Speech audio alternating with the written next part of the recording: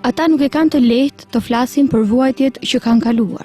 Ti rikthesh pas në vite për të treguar për jetimet e tyre, do të thotë për ta që të bëjnë një sakrificë. Takohemi me këtë djalosh, ish përdorues i drogave të rënda, pranë qendrës Action Plus, aty ku ai vjen çdo ditë për të marrë kurën me metadon. Ky përdorues na kërkon të mos e zbulojmë identitetin e tij, pasi ai tashmë është një tjetër njeri, ai që ka dashur gjithë jetën të jetë e të fshijë gjithçka që ka ndodhur më parë. Rrëfimi i tij është në fjali të shkurtra, por për të kujtimet janë të dhimbshme.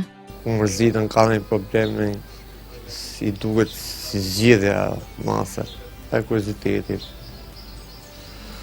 dëshira për ta provuar, për tjerë. S'është as pak gjë e mirë, nuk është zgjidhja as pak, është shumë problem.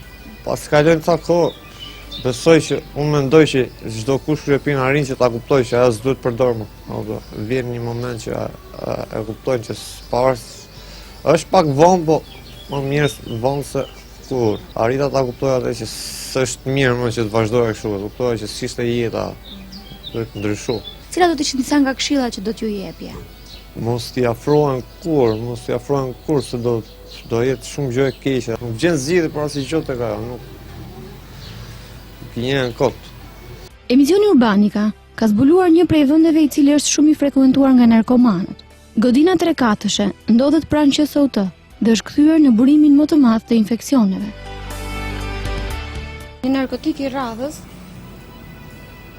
ka qenë këtu pak para se ne të hynim, por si këto shiringa gjenden në të gjithë hapësirën e kësaj godine.